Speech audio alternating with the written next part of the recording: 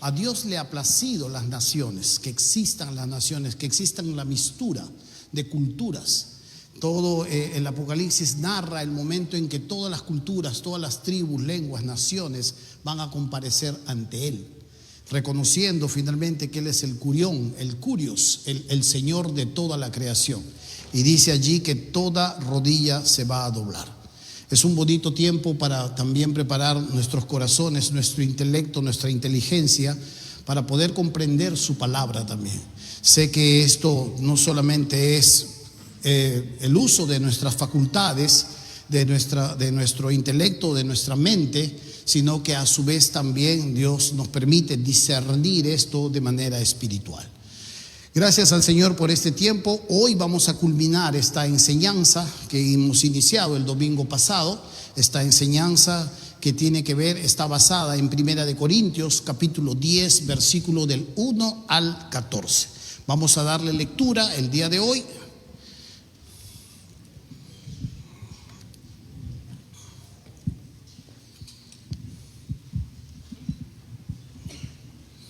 Me pongo los ojos y vamos a darle lectura. 1 Corintios capítulo 14, versículo del 1, capítulo 10, versículo del 1 al 14.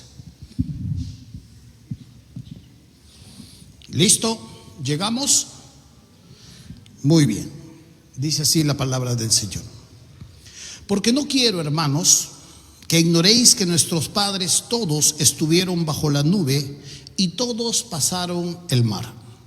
Y todos en Moisés fueron bautizados en la nube y en el mar.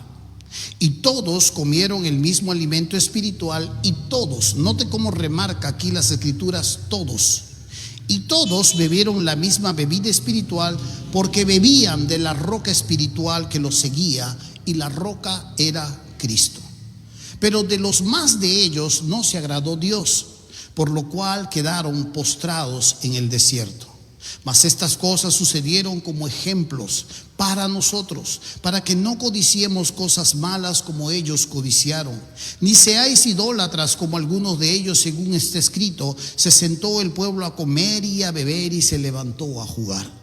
Ni forniquemos como algunos de ellos fornicaron y cayeron en un día 23,000. Ni tentemos al Señor como también algunos de ellos le tentaron y perecieron por las serpientes. Ni murmuréis como algunos de ellos murmuraron y perecieron por el destructor. Y estas cosas les acontecieron como ejemplo y están escritas para amonestarnos a nosotros, a quienes han alcanzado los fines de los siglos. Así que el que piensa está firme, mire que no caiga. No os ha sobrevenido ninguna tentación que no sea humana, pero fiel es Dios, que no os dejará ser tentado más de lo que podéis resistir, sino que dará también juntamente con la tentación la salida para que podáis soportar. Por tanto, amados míos, huid de la idolatría. Cuando uno mira este texto, uno puede darse cuenta aquí rápidamente de cómo Dios está advirtiendo a esta iglesia. Hace muchos años atrás, cuando aún era niño, estábamos en la ciudad de Jaén. Mis padres tenían que recibir ciertas capacitaciones porque trabajaban en el magisterio y nos dejaron en el hotel pensión a lo que siempre llegábamos. Ese hotel pensión tenía un patio muy grande y árboles en medio de todos esos patios. Y allí nosotros recibimos ciertas instrucciones, y sobre todo yo.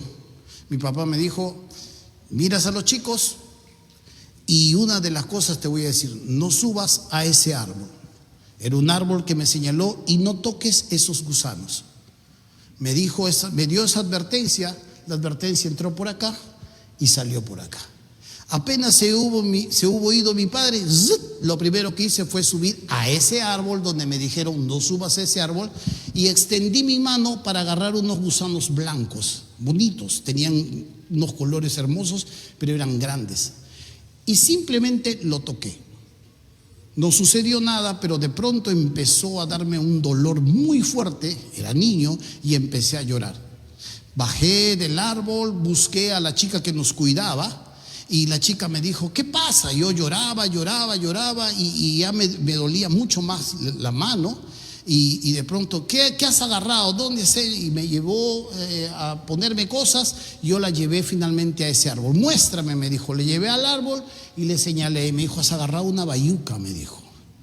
Y yo había agarrado un gusano que había, no, con su pelaje de protección, con sus puntas, me había inyectado y estaba yo llorando ahora. Era una advertencia que la desoí y que tarde o temprano tuve que pagar las consecuencias por no prestar atención a la advertencia que me estaba dando. ¿Cuál ha sido la advertencia más importante que probablemente alguien le ha dado en su vida?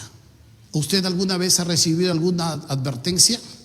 Tal vez, quizá un padre le dice a su hija, ese muchacho no me da mucha confianza, no quiero que salgas mucho con él. O tal vez el médico le dice, ¿sabe qué? Si usted sigue con ese tipo de vida y comiendo ese tipo de cosas, tarde o temprano su cuerpo le va a pasar factura. O tal vez usted ha escuchado la advertencia de una esposa que le dice, si sigues actuando así a su marido, pronto me vas a perder. O la advertencia probablemente de su jefe que le dijo, esta es la última vez que te advierto. Si llegas tarde, estás fuera. ¿Alguna vez usted ha recibido alguna advertencia en su vida? Las advertencias tienen algo muy curioso. Siempre parecen exageradas, hasta que en el momento que se cumple, te das cuenta que iba en serio. Las advertencias siempre parecen exageradas, pero en el momento en que se cumplen, te das cuenta recién allí que esto era serio y ya no hay vuelta atrás. Lo que nosotros vemos en este texto es muy importante de cómo Dios fue advirtiendo y estaba advirtiendo en este momento al pueblo de Israel. Le estaba advirtiendo ahora a la iglesia de Corinto, aquellos que hemos alcanzado los fines de los siglos, dice el texto. Vimos la semana pasada cómo Dios hizo y permitió que muchos de ellos pudiesen disfrutar de todos los beneficios que Dios les había dado sin que ellos pusiesen nada de por medio. Ellos bebieron de la roca, comieron del maná, vieron el mar abrirse, ellos caminaron con el Señor bajo sombra, en protección. Dios destruyó a los enemigos egipcios, los ahogó en el mar, fueron protegidos continuamente, fueron alimentados continuamente y hasta fueron instruidos. Pero la Biblia narra una parte muy triste que dice, pero de la mayoría de ellos Dios no se agradó. Esta advertencia que se nos da, nos dice Dios, miren al desierto, allí hay una lección para ustedes. Miren atrás, miren al desierto, porque allí hay una lección para nosotros. Por tanto, es entendible que nosotros podamos mirar que los privilegios, que una generación privilegiada que convirtió en el desierto en un inmenso cementerio, ellos no escucharon las advertencias que Dios les dio. Pero esto nos lleva también a otra gran verdad, que no todo el que está cerca de las bendiciones de Dios está caminando cerca del Dios de las bendiciones. El hecho de que Dios nos rodee de sus bendiciones no significa que a Él le place muchas veces nuestras elecciones. No significa que a Él le place nuestras decisiones o nuestras reacciones o nuestras relaciones. A veces nuestras propias iniciativas muchas veces van distante, diametralmente opuesto a lo que Él nos enseña, a lo que Él nos dice. No todo el que está cerca de las bendiciones de Dios está caminando cerca del Dios de las bendiciones. Puedo estar haciendo cosas para Él, puedo estar enseñando acerca de Él, puedo estar sirviéndole a Él, puedo estar ejerciendo algunas capacidades que Él me ha dado, pero distante de una relación, una comunión con Él. Hemos sido privilegiados por las diferentes bendiciones que Dios nos ha dado. Dios nos ha rodeado de muchas cosas que la semana pasada ya hemos hablado. Pero se nos muestra claramente esta gran realidad. Disfrutar de los privilegios de Dios no significa necesariamente que Dios disfruta de nuestras iniciativas. Y yo no me estoy refiriendo a nuestros servicios, Dios los disfruta. No quiero satanizar acá, ni poner en tela de juicio su comportamiento o sus elecciones. Pero a veces esto sucede. no asegura que las bendiciones que disfruto de Dios ganadas por gracia en el Calvario por su Hijo, significa que Dios está de acuerdo en las decisiones que voy a tomar en unos momentos o en unos días más. No me las va a quitar, no me las va a frustrar, porque han sido ganadas y dadas por gracia. Pero no significa que Dios está de acuerdo muchas veces en algunas iniciativas que son surgidas en la carne. Hermanos míos, había un enorme problema allí en la iglesia de Corintio. Los corintios estaban participando de un sistema que llevaba la lealtad que ellos tenían para con Dios, la llevaban a difuminarse, la alejaban constantemente de Él. Recuerden lo que vimos un poco la semana pasada. Nosotros vimos claramente que esta generación que fue privilegiada pereció en el desierto, y Dios nos muestra ahora a los corintios, le dice lo mismo que está sucediendo. Están participando de los ídolos en la ciudad. Una ciudad promisoria, una ciudad donde se podía hacer negocio, donde se podía prosperar, una ciudad donde obligatoriamente tenías que pertenecer a uno de los gremios, porque existían gremios y nada se hacía fuera de ellos. En estos gremios se celebraban estos cultos a sus dioses, a sus patrones, que los bendecían, que los protegían, hablando de una manera simbólica. Y cada uno que pertenecía a algún rubro, o artesano, metalúrgico, o al rubro del comercio, al pan llevar, pertenecía y estaba agrupado a un gremio.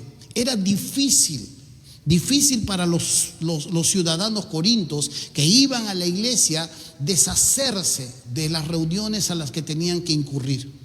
Y Pablo les habla claramente esta gran verdad: no puedes beber de la copa del Señor, participar de la cena del Señor y beber de la copa de los demonios. No puedes, dice, participar de la mesa del Señor y de la mesa de los demonios. ¿Nos vamos a provocar a celos al Señor? ¿Realmente tenemos más fuerza que Él? ¿Somos más fuertes que Él? Y esta era una de las razones de que los corintios no estaban entendiendo claramente la identidad que tenían, la esfera a la cual pertenecían, y estaban de alguna manera siendo influenciados y arrastrados por estas prácticas que se daban dentro de la ciudad, y estaban haciendo una unificación, un sincretismo, no solamente de la adoración a los ídolos, sino también de sus prácticas delante del Señor.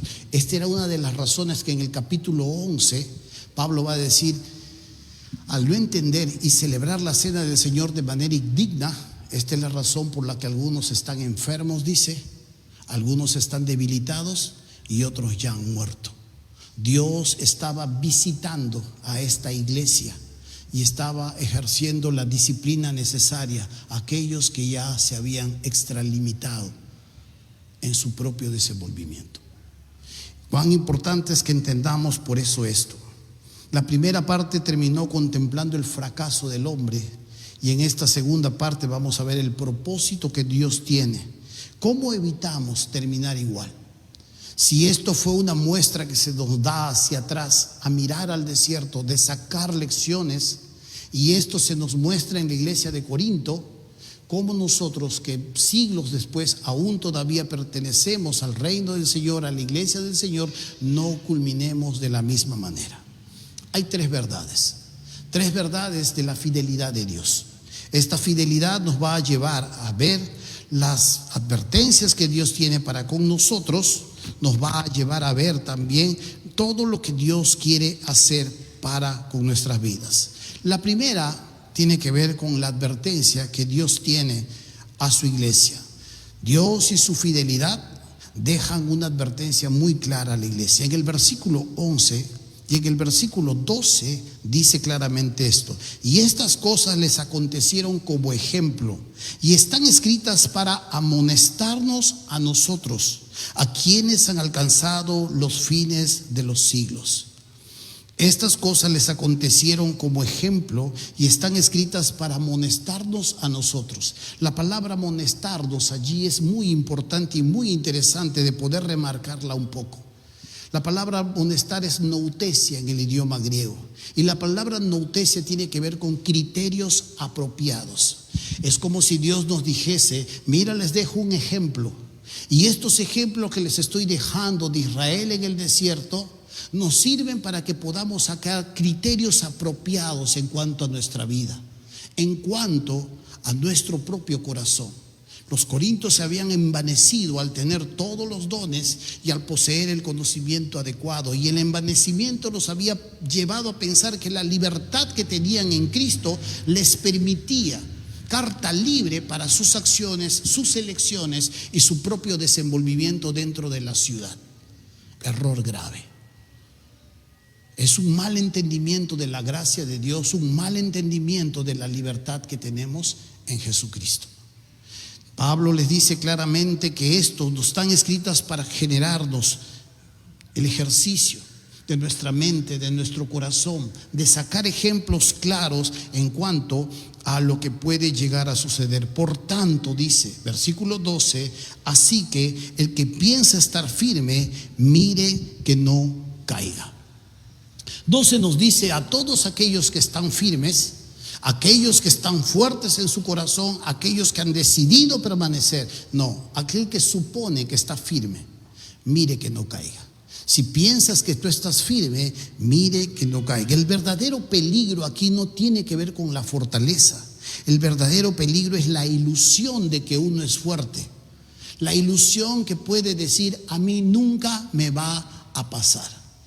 No sé si usted puede decir en su corazón que usted alguna vez dijo: a mí nunca me va a pasar. Yo soy uno de ellos. Sí te va a pasar. Cuando uno piensa que está firme, uno tiene que vigilar realmente y tener la ecuanimidad, los criterios adecuados para lo que viene en el día a día. Un ejemplo de ellos es el apóstol Pedro. Jesús les narra que se acerca el acontecimiento final de ir a la cruz. Y los discípulos empiezan a atolondrarse y empiezan a entristecerse un poco.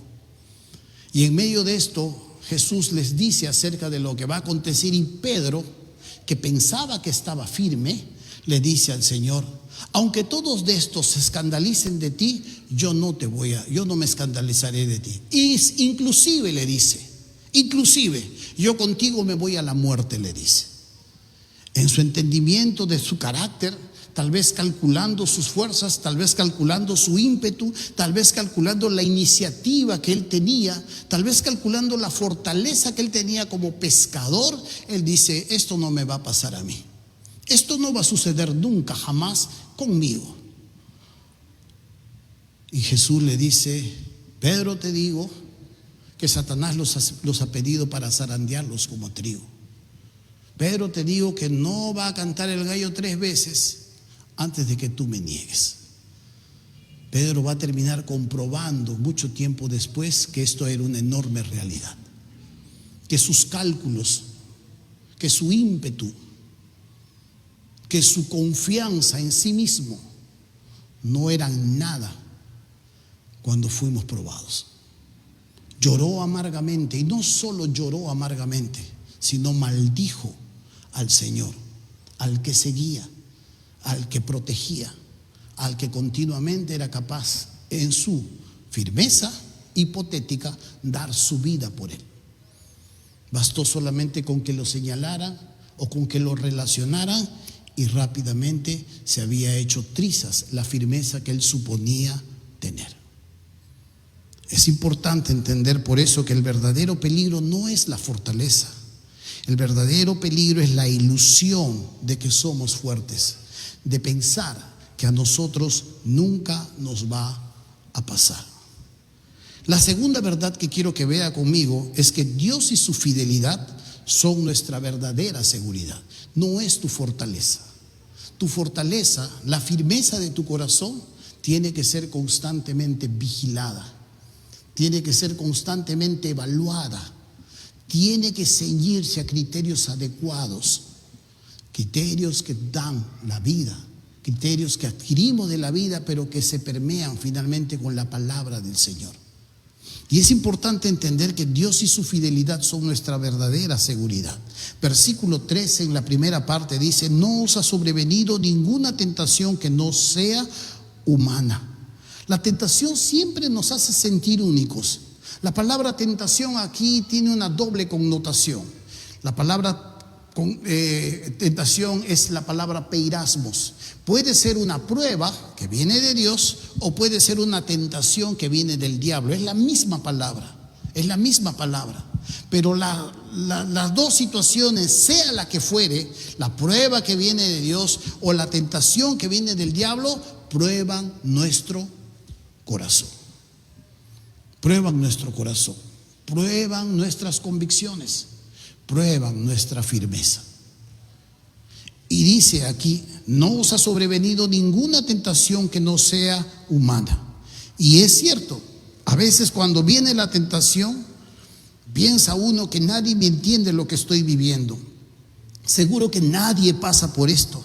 La lucha que yo sostengo es diferente. Nadie me entiende en cuanto a todo lo que yo batallo. Puede ser muy cierto, pero no eres el único. No, toda tentación que nosotros atravesamos, toda prueba que nosotros atravesamos, nunca ha dejado de ser humana. Es humana. No eres el primero ni serás el último en atravesar momentos así. Otros creyentes igual que tú también han llorado. Otros creyentes igual que tú también han luchado.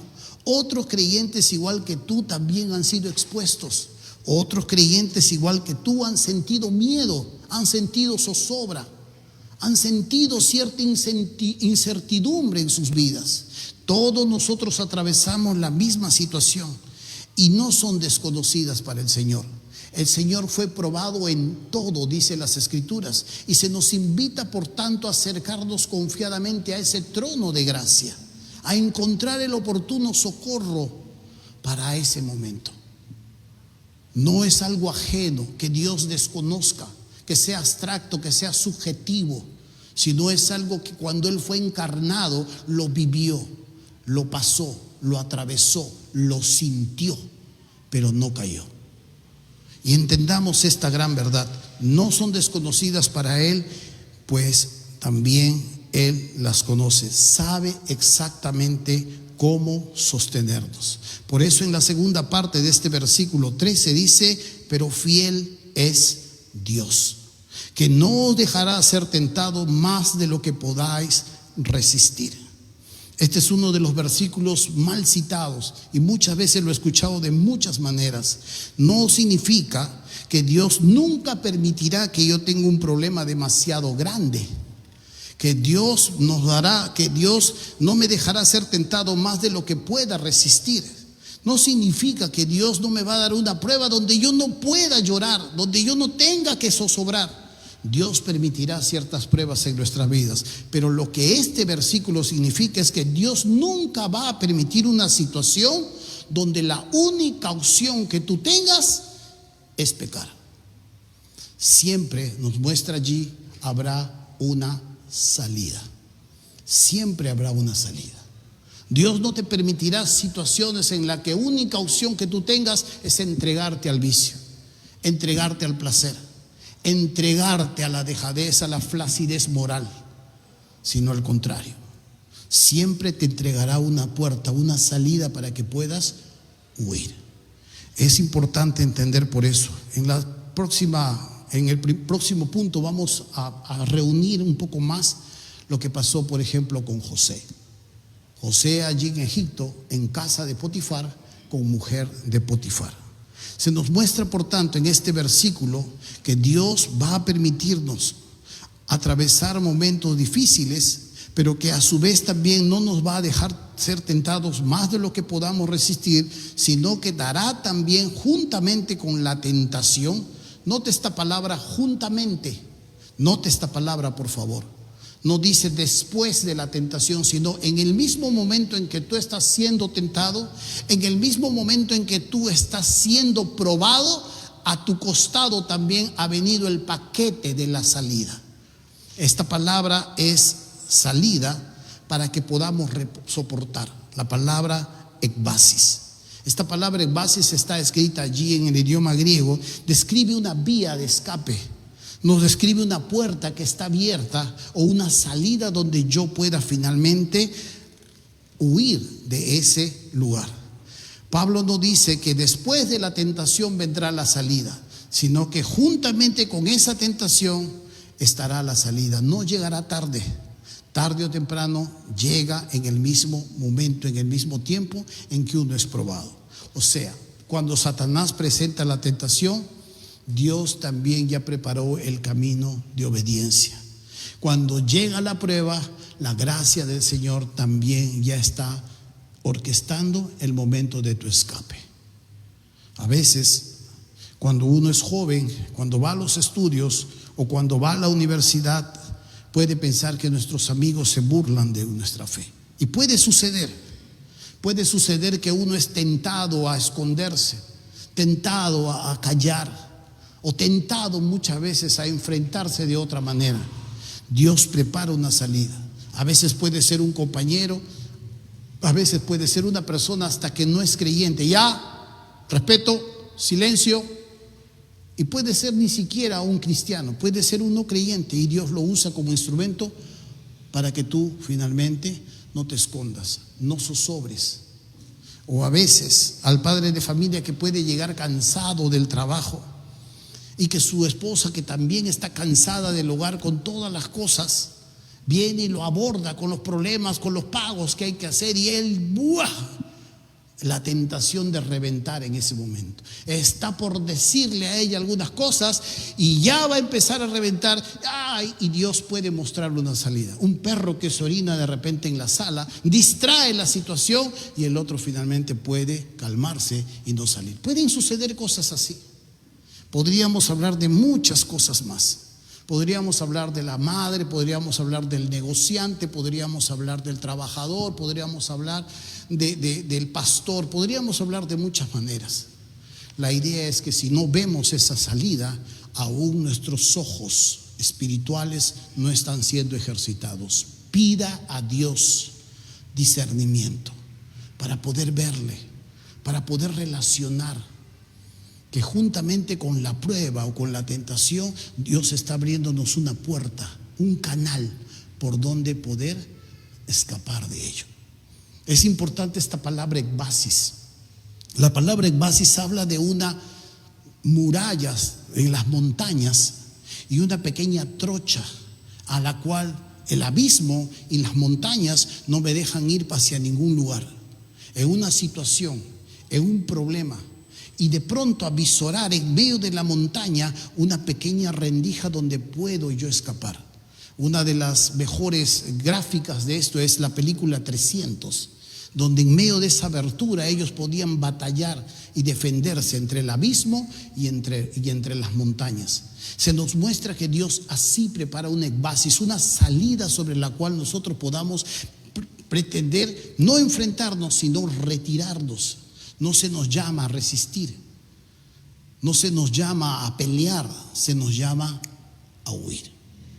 No tienes que quedarte, no tienes que probarte que tú eres macho, no tienes que probarte que tú eres valiente, que tú puedes con el vicio, con el alcohol, con las drogas, con la violencia. No tienes que hacerlo, tienes que huir. Tienes que huir. Y se nos muestra, por tanto, esta gran verdad. Tercera y última verdad. La tercera y última verdad se nos muestra que Dios y su fidelidad nos exigen una respuesta. Y aquí es donde tenemos que ahondar un poco más. Versículo 14 dice: por tanto, amados míos, huid de la idolatría. En este momento los corintios estaban entre los gremios, estaban entre los banquetes, estaban entre las celebraciones, entre la carne, el vino ofrecido a los demonios. Y Pablo les dice claramente que no pueden compartir esa doble vida. Tarde o temprano tiene influjo en sus vidas.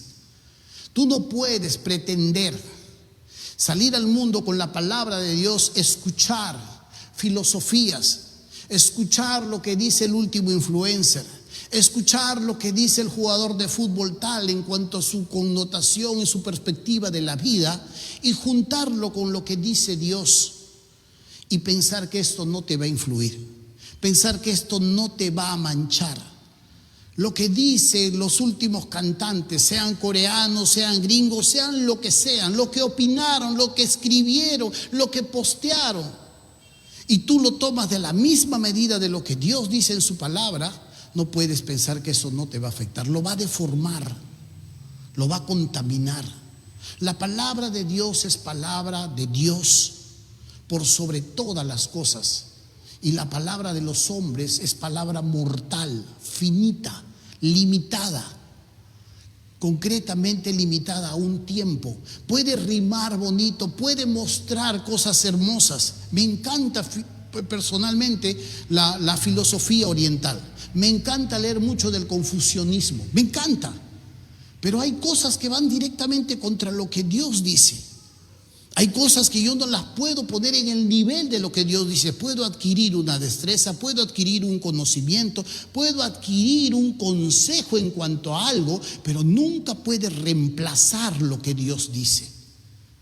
Escuchamos tanto, hay tantos reels que vienen de diferentes cosas, de diferentes filosofías, y no te dicen, por sea que esto viene del ateísmo, por si que esto viene de la ideología woke, por si que esto viene del machismo, por si que esto viene del feminismo. No te dicen eso. Te dicen 3 pasos para lograr esto. ¿Quiere bajar tu barriga? Y el otro dice, ¿quiere bajar tu panza? Otra cuestión y otra cuestión. Escucharás por todos lados muchos consejos. Escucharás por todos lados muchos puntos de vista.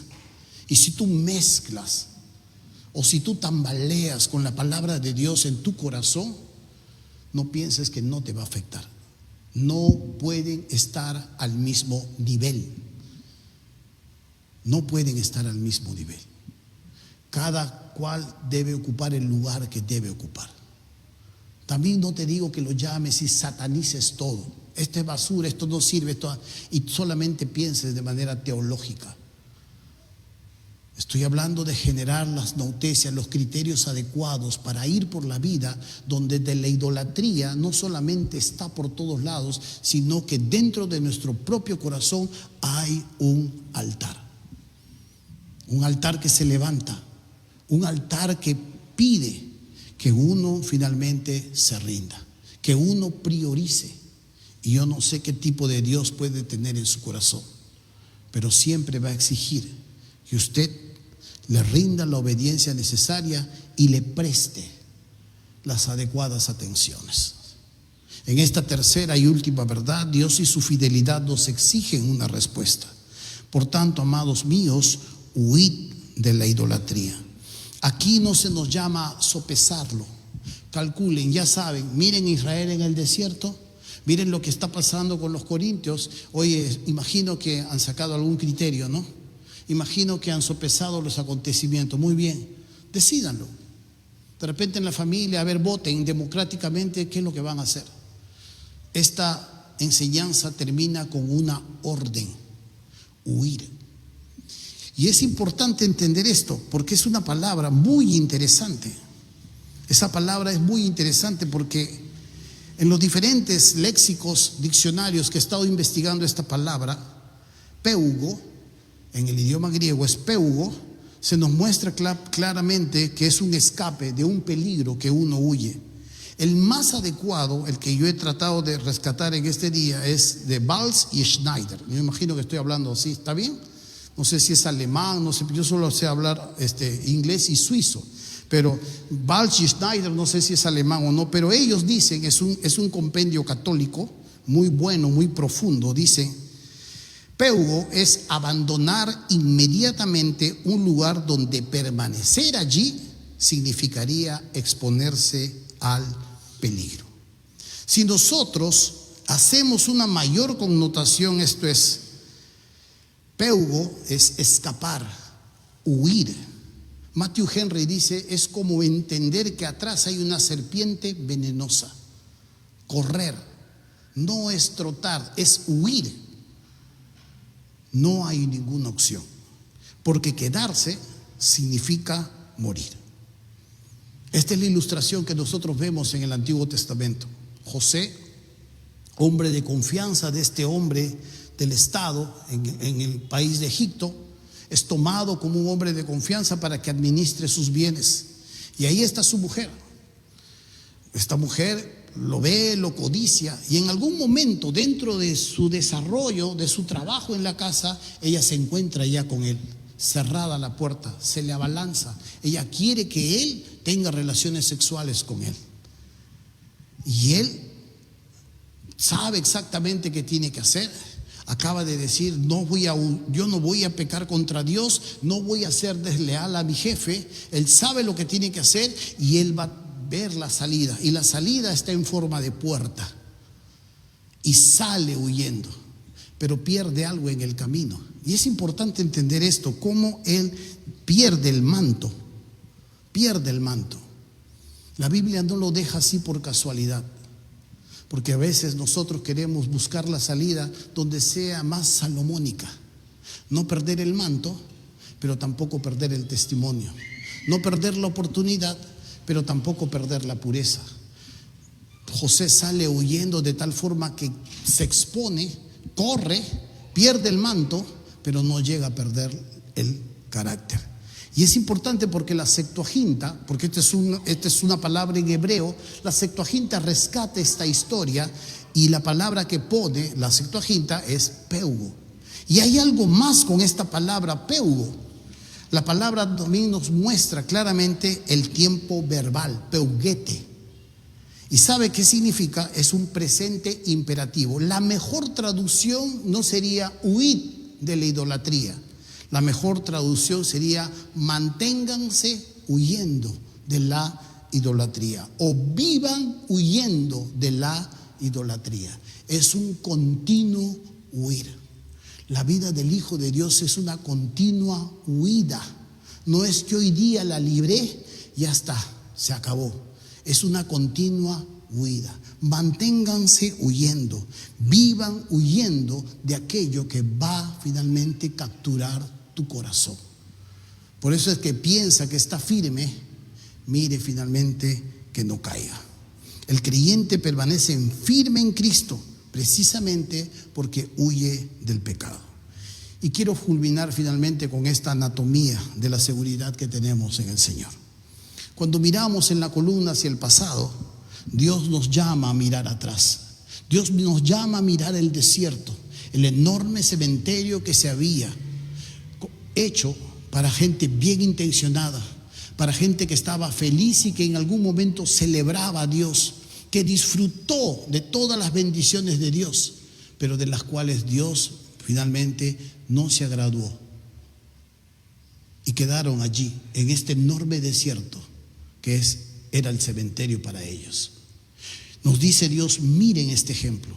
Tomen nota, saquen criterios de lo que les sucedió a ellos.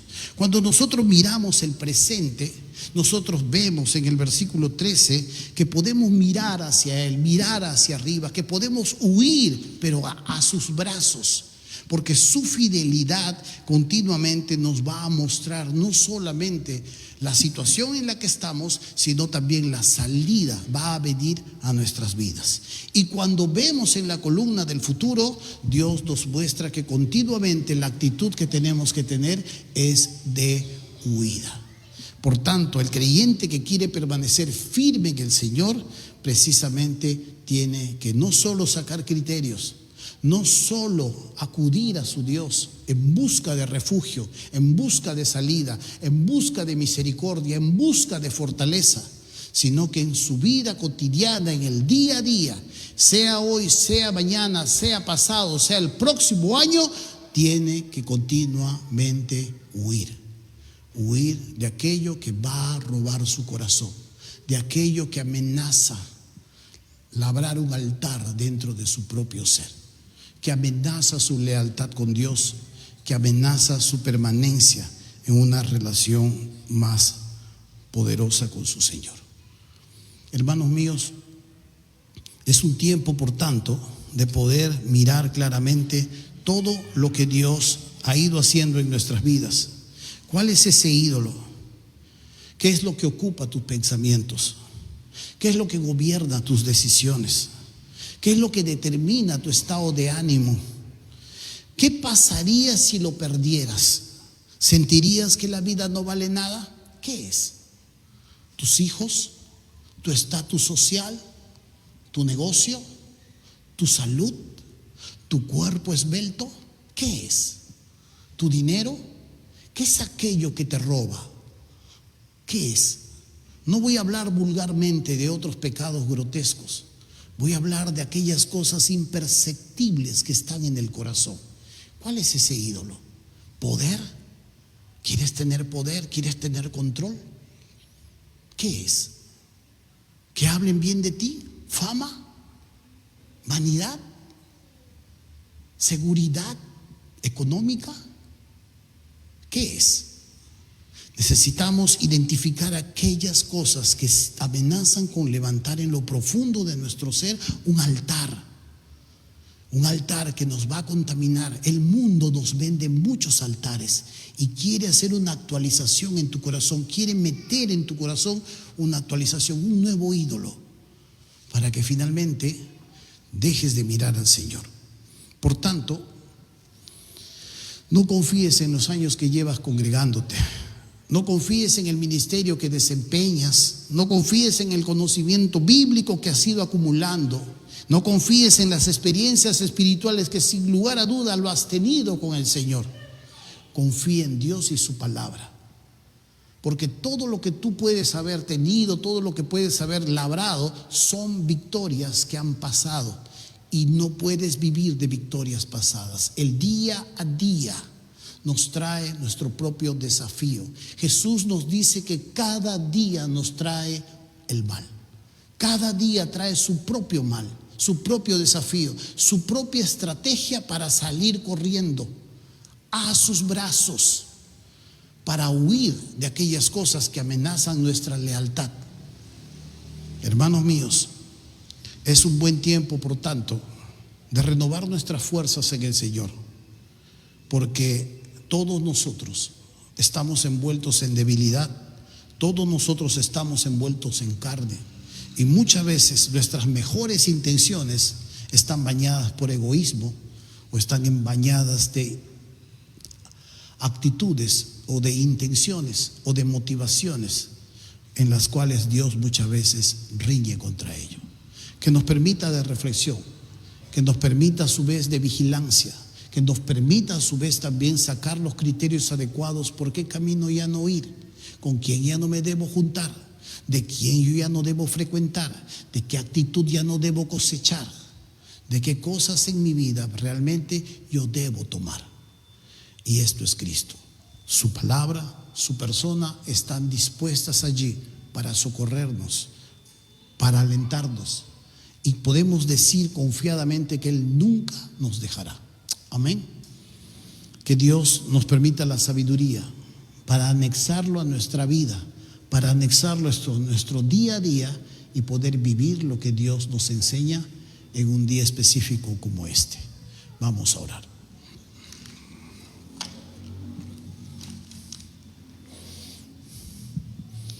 Amado Padre, te damos gracias en el nombre de Jesús. Te damos gracias por tus bondades.